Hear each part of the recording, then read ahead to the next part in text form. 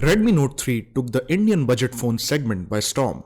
Xiaomi has sold a few million of them in India, and in that price segment, it has emerged as the undisputed king.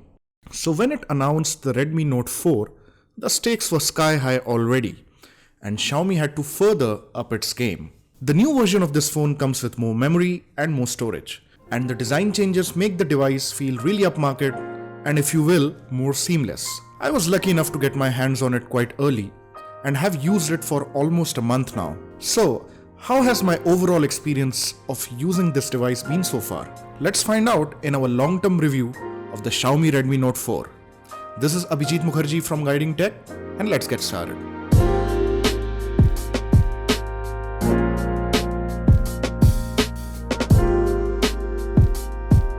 Starting with the design, the Redmi Note 4 is roughly the same size as its predecessor, but the design has been significantly altered. The phone now sports an all-metal body and is slightly heavier than the Redmi Note 3. The company has managed to trim the overall thickness though, bringing the phone down to 8.4mm.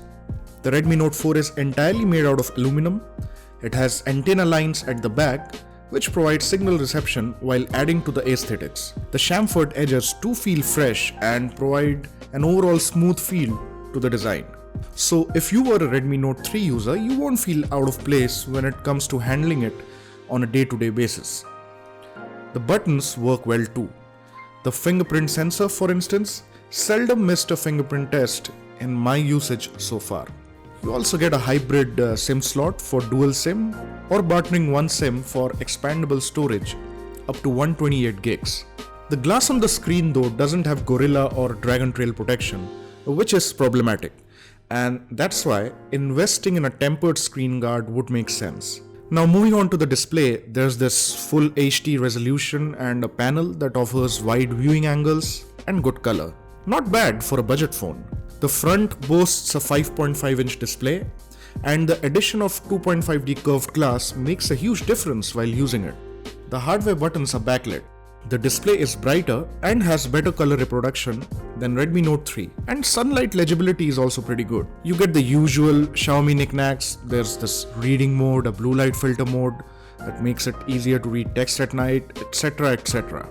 You also get increased contrast levels mode inside the display settings. But overall, the multimedia experience on this phone's display is really good and definitely one of the best, if not the best, in this price segment.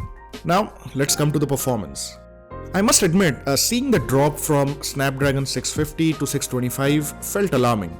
I mean, why would you want to do that? Why would you not want to take it up a notch instead? I don't know, but so far, it hasn't been an issue in my day-to-day usage of the device. Graphics-heavy games play alright, apps load fine.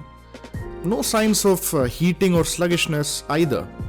But keep in mind that it's only been 30 days, and if you ask me, Android phones generally start showing their true colors after 4 to 6 months of usage, so I'll reserve my judgment on this one. There's also the 4 gigs of RAM and a 64GB internal memory in the phone that I was using, so I guess that helps too in keeping the performance intact. On Antutu and other synthetic benchmark tests, however, the scores may not be flattering, especially considering the score of Redmi Note 3, but it works alright.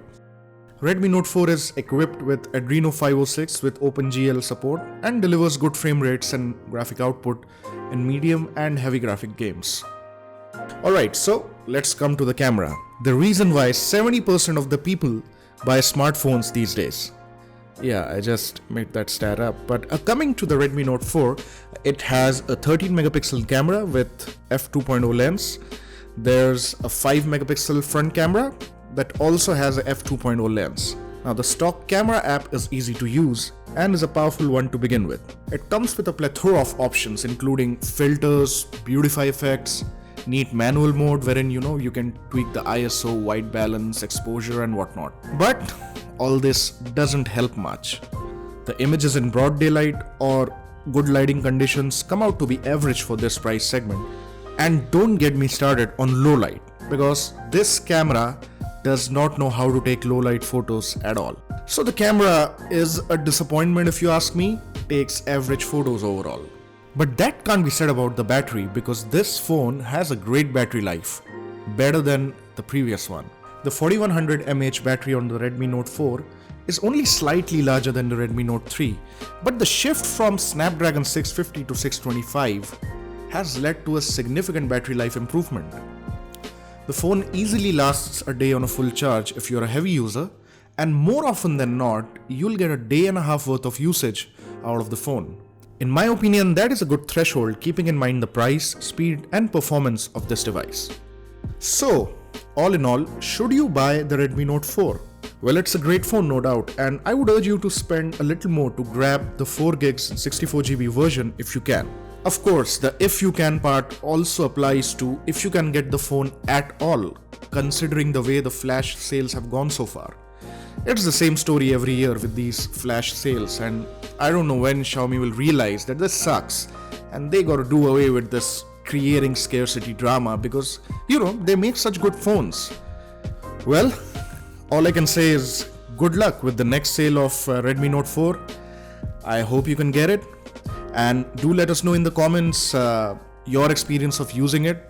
If you have any questions, do let us know them as well. We will try our best to answer them. Do not forget to hit the like button and subscribe to Guiding Tech if you haven't already. Till next time, fellas, this is Abhijit saying bye-bye.